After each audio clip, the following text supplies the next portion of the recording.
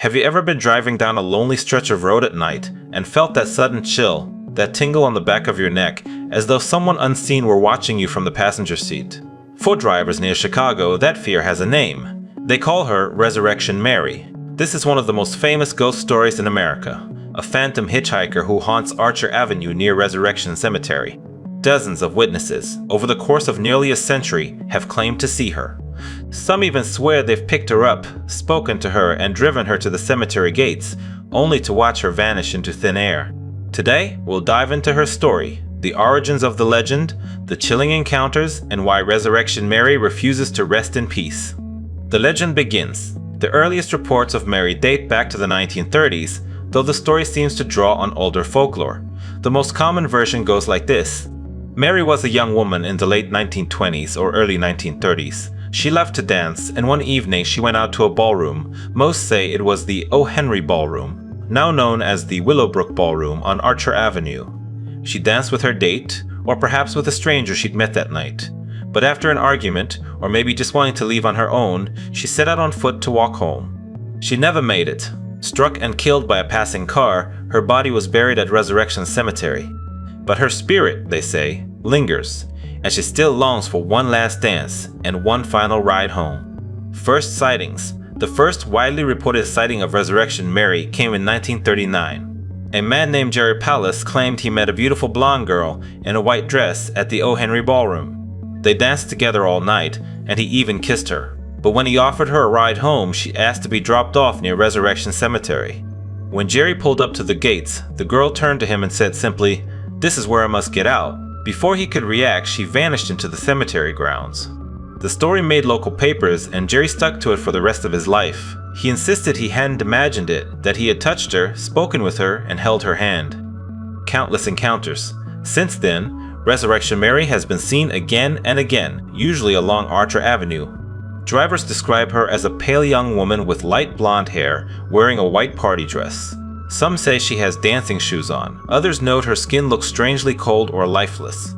She's often spotted near the Willowbrook Ballroom, where she asks drivers for a ride. Witnesses describe having brief, polite conversations with her. She speaks softly, sometimes even giving her name as Mary. But when the car reaches Resurrection Cemetery, she disappears. One famous report came from the late 1970s. A cab driver picked up a young blonde girl who gave him an address. When they arrived, the house was dark. A woman answered the door, shocked. She told the driver that no one by that name lived there anymore. Her daughter had died years before. Another chilling account comes from a man who swore he accidentally hit Mary with his car. He saw a girl dart into the road, felt the impact, slammed his brakes, but when he got out to check, there was no one there. The burned gates, perhaps the most physical evidence tied to Resurrection Mary, are the cemetery gates themselves. In 1976, a driver claimed he saw a girl in white trapped inside the iron bars of the gate. By the time authorities arrived, no one was there. But the bars bore the marks of two handprints, twisted as if someone had tried to pull them apart. For years, those scorched impressions remained visible on the gates, fueling the legend. Some said it was a prank or vandalism. Others claimed it was welding work. But believers insisted it was Mary, leaving her mark on the world of the living. Who was Mary? So who was Resurrection Mary? Folklorists and ghost hunters have tried to pin her down to real historical figures. One candidate is Anna Marija Norkus, a young Lithuanian-American girl who died in a 1927 car accident after a night of dancing. She was buried in Resurrection Cemetery, and the timeline matches the legend closely. Others suggest she was a girl named Mary Bergovi, who died in a 1934 car crash. She too was young, blonde, and buried at Resurrection. But no matter who she was, the reports all share a common theme, a restless spirit tied to her final night alive, forever wandering Archer Avenue. Why the legend endures, Resurrection Mary isn't just a Chicago story, she's part of a much older, global legend.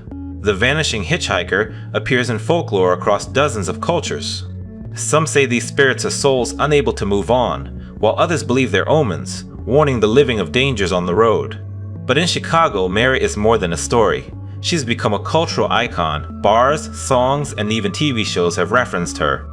Ghost tours still take people along Archer Avenue, and countless drivers admit, half jokingly, half seriously, that they glance at their passenger seat when passing Resurrection Cemetery late at night. The last ride. So what do we make of all this? Are these just campfire tales that grew with retelling, or the genuine encounters of shaken witnesses? Skeptics argue the sightings are the result of overactive imaginations, alcohol, or the tricks of streetlights and shadows. But believers point to the consistency of the reports, the burned gate marks, and the sheer number of witnesses over nearly a century. In the end, whether she's real or not, Resurrection Mary endures because she taps into something timeless. Our fear of the unknown, our fascination with death, and that uneasy feeling of being alone on a dark road when maybe, just maybe, you're not as alone as you think. So the next time you're driving down Archer Avenue late at night, keep an eye on the side of the road. Because if you see a pale girl in a white dress looking for a ride, you may have just crossed paths with Resurrection Mary.